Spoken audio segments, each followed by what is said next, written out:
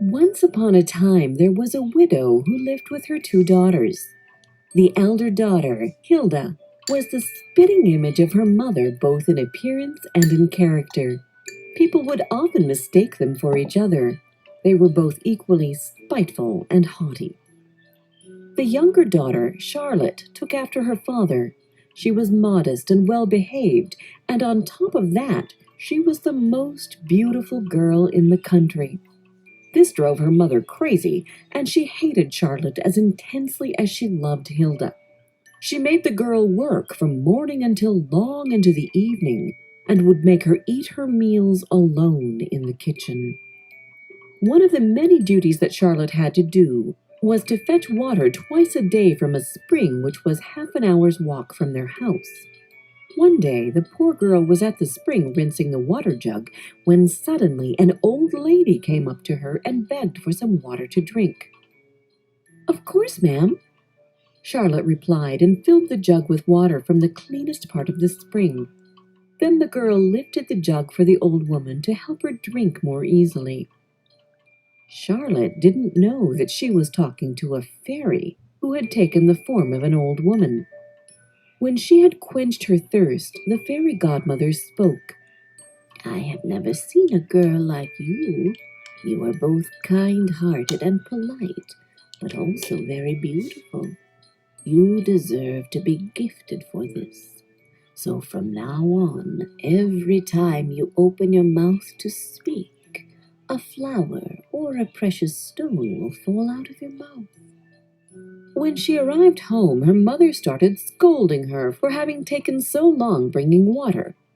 "Please, mother, forgive me, please do," Charlotte said quietly, and 2 roses, 2 rubies, and 2 diamonds fell from her mouth. "My child, what is happening? Are those diamonds that just came out of your mouth?" It was the first time she had referred to Charlotte as her child. "How did this even happen? Tell me everything," her mother said. And so the girl told her all about the old woman who had asked her for water, and who had then bestowed that gift upon her. "If what you are saying is true, then your sister should go to the spring as well." Then she called the elder daughter. "Hilda! Come here at once and look what's coming out of your sister's mouth. Wouldn't you like to have the same gift as her? You should go to the spring and wait until some old woman asks you for water." "Are you sure you want me to work?" the spoiled girl asked arrogantly. "Am I sure? I am telling you that you are going to that spring and you are giving that woman water, and that's my final word. Now go and get the best jug we have and go. No, run to the spring," yelled her mother. Hilda took a silver jug and set off for the spring in a most unwilling manner. Just as she arrived at the place, a beautifully dressed young woman came out of the woods and approached the elder sister. "Can I have some water, please?" It was the same fairy who had appeared to Charlotte, but this time she had disguised herself as a princess. "Say what?" Hilda answered as rudely as she could. "Listen, madam, if you believe that I came all the way to this stupid spring so that your highness could drink, you are wrong. If you want some water, get it yourself." "You are not a very polite young girl, are you?" replied the fairy peacefully. "You don't deserve flowers and diamonds, but snakes and frogs to fall out of your mouth when you speak. So shall it be." The fairy cast her spell and went back into the woods. Hilda went home, and her mother started asking her questions. "Did you see the fairy? Did she cast the same spell on you as she did on your sister? Answer immediately."